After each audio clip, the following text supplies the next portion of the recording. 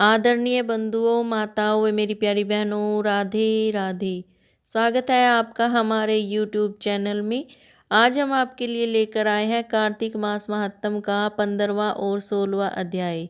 तो आइए शुरू करें कार्तिक मास महात्म का 15वां और 16वां अध्याय। राजा पृथु कहने लगे कि हे नारद जी, भक्त वत्सल भगवान की पूजा का इतिहास सुनाइए। तब नारद जी बोले कि हे राजन, एक पुरातन इतिहास कहता हूँ, सो सुनो। पहले चोल नाम का एक राजा कांतिपुर में राज्य करता था।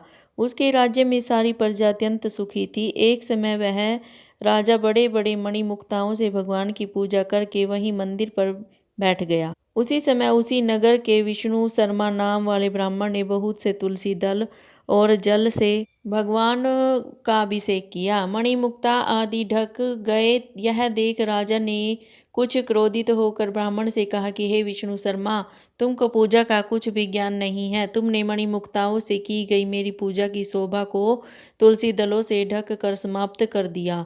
तब विष्णु शर्मा कहने लगा कि हे राजन, तुम अभिमान से युक्त हो, इसी कारण भगवान की पूजा को नहीं जानते। ब्राह्मण के वचन सुनकर राजा बड़े गर्व से कहने लगा कि हे ब्राह्मण, मैं सबके सामने कहता हूँ कि देखे, भगवान की भक्ति करके तुम पहले स्वर्ग में जाते हो या मैं जाता हूँ।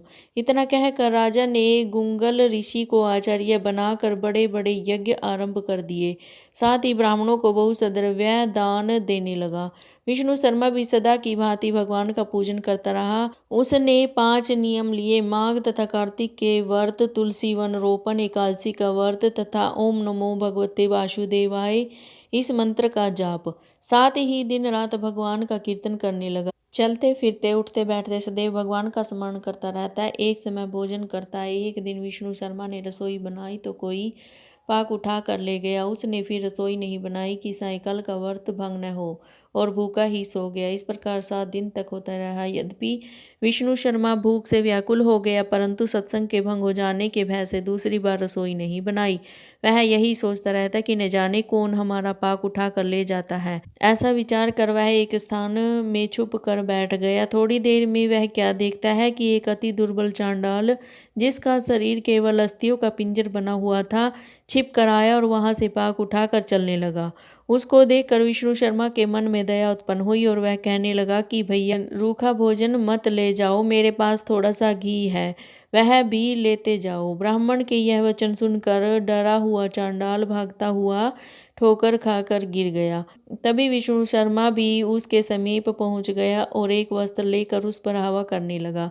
थोड़ी देर बाद ब्राह्मण क्या देखता है कि उस चांडाल की जगह शंख चक्र गदा पद्म तथा वनमालाधारी भगवान विष्णु वहां लेटे हुए हैं। उसी समय ब्राह्मण ने भगवान के चरणों में गिरकर नमस्कार किया। तभी इंद्रादि देवता भी वहां आ गए। ऋषि लोग वेद मंत्रों से उसका पूजन करने लगे। तब भगवान ने स्नेहपूर्वक उस ब्राह्मण का आलिंगन किया और उसको सारूप मुक्ति प्रदान की। तत्पश्चात अपने साथ विमान में बैकुंठ को ले गए। यह चरित्र देखकर चोल राजा अत्यंत दुखी हुआ और उसने आचार्य गुंगल ऋषि को बुलाकर कहा कि यह सब क्या हो रहा है।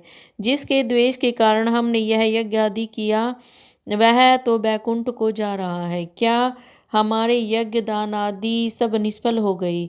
इससे यही सिद्ध होता है कि भगवान यज्ञ आदि से नहीं, केवल भक्ति से ही प्रसन्न होते हैं।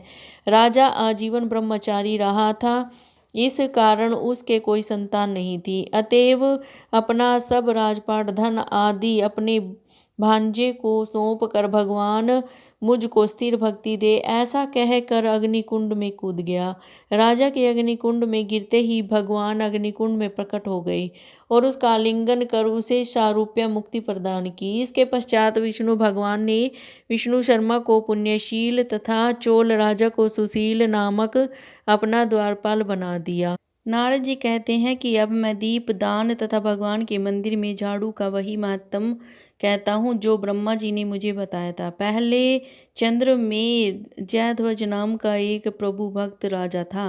राजा स्वयं मंदिर में जाकर मार्जन करता तथा दीप जलाता था। एक समय राजपुरोहित स्वयं राजा को यह काम करते हुए देखकर विस्मय से पूछने लगा कि हे राजन, भगवान को प्रसन्न करने के लिए और भी भक्ति के कार्य हैं, परंतु आपकी श्रद्धा मंदिर में झाड़ू तथा दीप जलाने में इतनी अधिक क्यों है? कृपा करके इसका कारण कहिए। तब राजा हाथ जोड़कर बड़े नर्म भाव से कहने लगा कि महाराज, इस संबंध में मेरे पूर्व जन्म का एक इतिहास है, जो भगवत कृपा से मुझे इस जन्म में भी स्मरण है। सतयुग में मनु के अंतर में वेद तथा वेदांग का जानने वाला एक ब्राह्मण था, जो महान विद्वान होते हुए भी खोटे कर्म करता था। इन खोटे कर्मों के कारण उसके सभी बंधु बांधव ने उसका परित्याग कर दिया। एक दिन वह भूख और प्यास से अति दुखित हो घूमता फिरता नर्मदा नदी के तट पर जा पहुंचा और वहीं पर उसने अपने प्राण त्याग दिए। उसकी स्त्री भी व्यभिचारिणी थी, अतः उसके बंधुओं ने उसे भी घर से निकाल दिया।